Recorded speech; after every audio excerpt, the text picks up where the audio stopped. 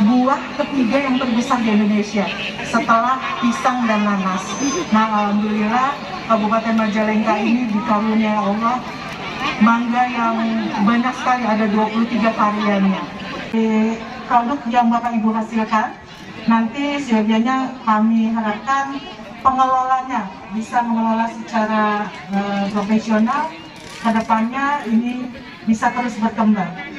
Nanti ada bantuan mesin, dalam hal ini cooler atau freezer, untuk meningkatkan kualitas dari mangga yang dihasilkan. Karena tantangan untuk produk berbasis agro adalah bagaimana kontinuitas dan juga kualitas dari bahan bakunya supaya tetap terjaga. Jangan sampai dengan adanya umur simpan menjadikan kualitasnya lebih rendah lagi. Semangatnya terus kita pelihara dan kobarkan supaya pelatihan yang sudah didapat bisa memberikan manfaat yang optimal untuk ibu sendiri minimal. Kemudian akhirnya adalah bagaimana kelompok ini mampu menciptakan kesempatan kerja yang luas untuk anak-anak kita. Terima kasih.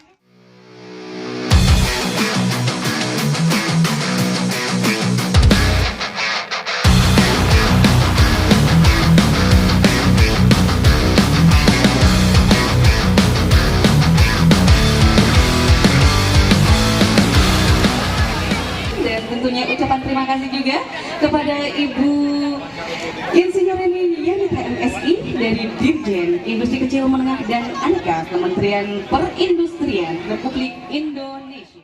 Terima kasih atas kehadiran Bapak-Bapak sekalian. Jadi hari ini kami di Desa Bojonggoreng Majalengka menyelenggarakan festival mangga. Kenapa festival ini harus di blow up? Ya karena memang mangga sebagai potensi atau kalau bahasa kita yang memang Allah berikan ke desa ini supaya kita optimalkan untuk kemakmuran dan juga kesejahteraan masyarakat. Jadi Kementerian Perindustrian hadir supaya potensi mangga yang ada bisa kita tingkatkan nilai tambahnya menjadi suatu produk industri. Dalam hal ini skalanya masih skala industri kecil menengah. Jadi berbasis IKN harapannya nanti akan tersedia olahan-olahan mangga. Ujungnya adalah bagaimana kita mengurangi impor, terutama bahan bakunya mangga ini untuk industri besar. Jadi olahan mangga sekali lagi banyak bisa kita olah. Nah, untuk mengolah pasti perlu teknologi. Teknologi memang kita harus berikan karena memang terkait dengan pangan melekat sekali yang namanya kesehatan, higienitas. Nah, itu penting untuk pelaku-pelaku IKN tahu karena yang dihasilkan adalah berpengaruh langsung ke tubuh manusia ketika itu dikonsumsi. Jadi tanggung jawab kita bersama bagaimana potensi ini diangkat menjadi suatu kegiatan yang lebih meningkat lagi. Jadi kita tidak ada keluhan mangga cepat busuk, mangga harga murah ketika panen. Nah, dengan diolah pastikan kontinuitas dari bahan baku itu harus dijaga dan juga harganya juga pasti standar karena tidak ada lagi mengenal mangga busuk karena sudah diolah. Bu, kaitan dengan volume kebutuhan mangga di Indonesia itu sampai berapa, Bu? Kalau volume sebenarnya banyak sekali karena ini kan sumber vitamin C. Kemudian kita juga kaya dengan buah-buah tropis. Jadi kalau dari ranking sebenarnya mangga ini 3 komoditi buah yang terbesar selain pisang dan nanas. Jadi kalau untuk pisang, Bapak dan Ibu udah tahu banyak olahannya, termasuk salah satunya keripik pisang. Kemudian nanas juga banyak sekali, ini juga sebagai komoditi ekspor. Kalau mangga, kita tidak bicara kebutuhan pasti kan, kebutuhan ketika ketersediaannya ada. Begitu kita mendorong supaya ketersediaannya kontinu. Kontinunya dalam bentuk apa? Dalam bentuk dia diolah menjadi sirup, diolah menjadi jus, diolah menjadi pasta. Nah, itu yang menjamin ketika ada pasta, kita tinggal tambah air kan, itu sudah jadi jus mangga. Kaitan dengan banyaknya varian di Majalengka, Bu, apakah nanti Majalengka menggeser Indramayu sebagai kota mangga?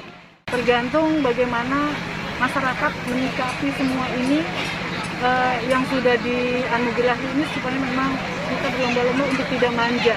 Tidak hanya, oh iya, Majalengka punya varian banyak, tetapi dari varian banyak itu sudah dikenal kan, gitu kan ya? Yang dikenal kan, oh mangga cengkring ini dari Indramayu. Dari Majalengka seperti apa? Nah, ini kita dorong melalui olahannya. Harapannya dengan olahannya terpusat di Majalengka, semua menjadikan Majalengka ini tempat untuk produksi. Kalau boleh tahu Bu, daerah mana berproduksi mangga Bu yang terbesar di Indonesia?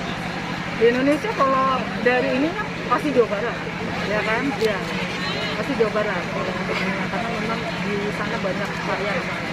Kalau yang kita kenal dengan mangga harum manis kan Jawa Timur. Kalau untuk label halal, memang itu sebagai pintu masuk kita lah untuk misalnya kita ekspor ataupun untuk menjamin konsumen kita tidak terpengaruh oleh minuman-minuman dari lain. Silakan saja mendaftar ke dinas setempat, nanti akan kami fasilitasi karena di Kementerian Perindustrian ada pusat pembudayaan industri halal. Jadi untuk IKM sertifikasi halalnya gratis. Tinggal data itu harus dimasukkan dulu, diusulkan dulu, istilahnya seperti itu. Dari kementerian ada ini untuk menjaga kualitas dan kuantitas. Oh ada pasti. Yang ke sini. Ya ada. Salah satunya bantuan ini tadi untuk menjaga kualitas. Nah kemudian juga pelatihan-pelatihan yang dilakukan pasti untuk menjaga kualitas. Iya. Di sini udah berapa orang yang melakukan pelatihan? Kalau yang tahap ini baru 20 kemarin. Baru ya, Bu? Kan tahap awal. Iya. Tahap awal karena kami juga melihat Bu Enda juga pembinaannya juga bagus.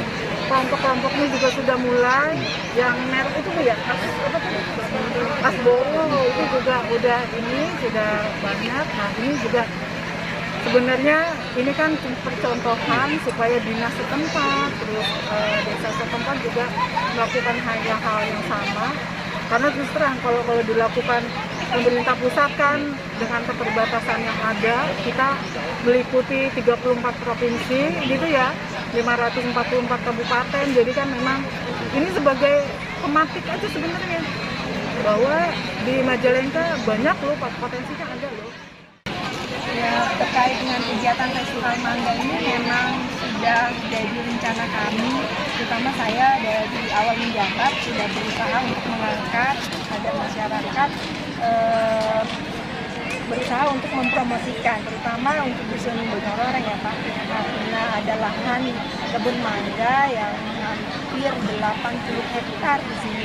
Jadi saya mendorong untuk melaksanakan event festival mangga sebagai salah satu promosi kami agar masyarakat luar tahu bahwa di sini memang ada komoditi mangga. Itu ada berapa varian? Kalau varian yang ditanam di sini kurang lebih sekitar 17 varian. Nah di sini kan kami tampilkan 22 varian. Itu ada dari beberapa tetangga desa. Memang yang tertanam di sini kurang lebih 17 varian. Itu hasil produksi berapa? Kalau untuk hasil produksi yang lebih banyaknya adalah cengkir dengan gedong gincu. Nah kalau cengkir dan gedong gincu jika normal tidak ada seperti sekarang ini kan memang perubahan iklim yang cukup signifikan. Normalnya itu bisa sampai 1 ton 1 pohon Pak kalau seandainya itu sangat baik. Bu, mungkin rencananya apakah nanti akan menggeser Indomaret ke Kota Mangga atau Kota Kalimatnya bukan menggeser, tapi bagaimana kami juga bisa dikenal sebagai produsen mangga, tapi lebih ke IKM-nya Pak. Karena kalau seandainya hanya komoditi mangga, kendala-kendala yang dihadapi tentunya lebih banyak. Tapi potensi IKM-nya jauh lebih besar kalau menurut saya. Contoh seperti apa Bu? Ya seperti misalnya bahan produk-produk yang dibuat dari mangga jadi selai, jadi dodol, jadi sirup, dan jadi komoditi lainnya. Seperti kemarin dari hasil pelatihan ada satu produk favoritnya yaitu mochi mangga yang rasanya betul-betul enak sekali. Saya yakin itu bisa jadi satu produk favorit di Majalengka. Kita terkenal sebagai industri kecil menengah yang mengembangkan produk mangga. Kaitan dengan rencana adanya barang ekspor Bu? Nah, justru itu, ini bisa jadi salah satu Pak. Kami ingin ke depannya diberikan kesempatan dengan melalui pembinaan, juga bimbingan agar bisa ekspor, bisa jadi bagian dari program tersebut.